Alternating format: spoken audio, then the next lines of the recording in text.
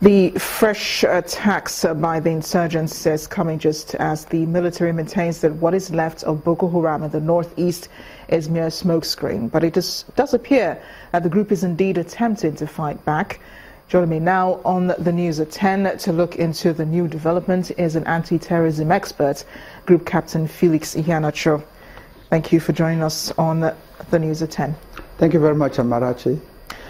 Group Captain, it's a pleasure having you here.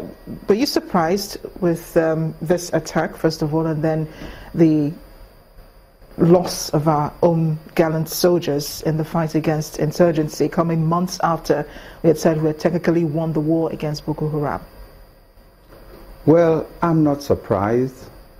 The reason is that the capacity to wage war has been largely degraded. But it is important to know that the Boko Haram has not been completely asphyxiated. So if the public really thinks that they have been completely asphyxiated, then to such thinking public, it will come as a surprise. But for we in the security sector, we do understand it's a continuous thing and the momentum has to be kept. If you recall recently, some of our international partners were encouraging Nigeria to keep up the momentum because we do know that their capacity to wage war has not been completely degraded or neutralized. To that extent, I am not surprised. As we can, as we figured out in the reports, this was an ambush on the soldiers. So of course, it was unexpected. But does it mean that we should reconsider a strategy? Oh, well, yes and no, in the sense that we do have to strategize and re-strategize as we continue to do a post-mortem on any situation that we have come in contact with. And don't forget, the enemy does not go to sleep. The enemy is also strategizing and re-strategizing. Just like we keep degrading their capacity to make war, they are also looking for ways and means to ramp up their ability to do the same. So we need to be a step ahead, and if we have to be ahead of them, then we need to keep re-strategizing. So, but there is one thing that we need to take note of.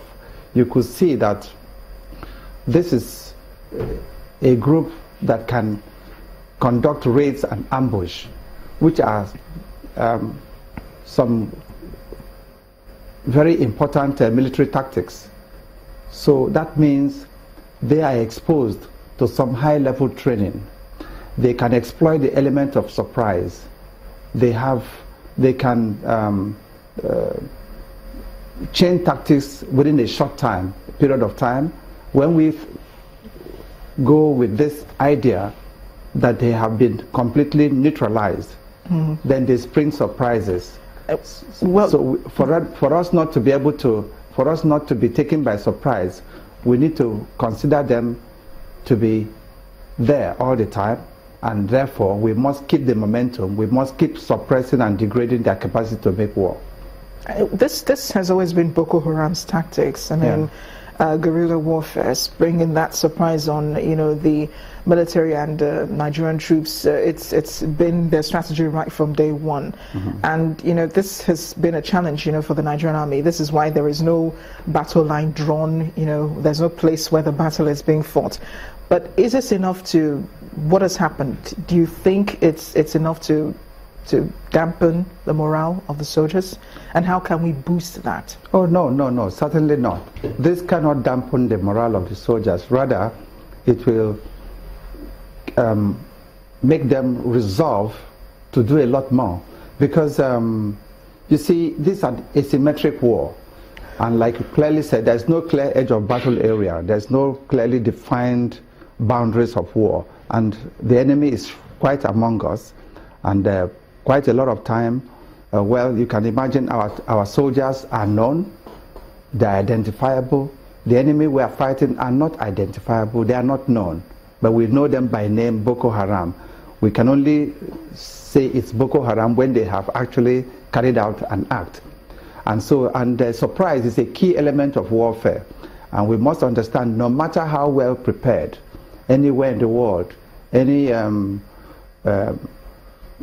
forces, when taken by surprise, you find that you practically be reduced to, if you like, use the word impotency, if you like. But surprise, we must, there is no way of having a radar to see what Boko Haram is going to do the next minute. But again, that is where intelligence comes in. And so I feel and I say, we mustn't go to sleep. The enemy we are dealing with is thinking, just like we are thinking. Therefore, we must try to think what the enemy is likely to think, and so stay ahead of the game. And keep our spirits up, because we're still winning the war against terror. Yeah. Thank you so much, Group Captain Felix Iheanacho, for being with us on the news at 10. Thank you, Amarachi.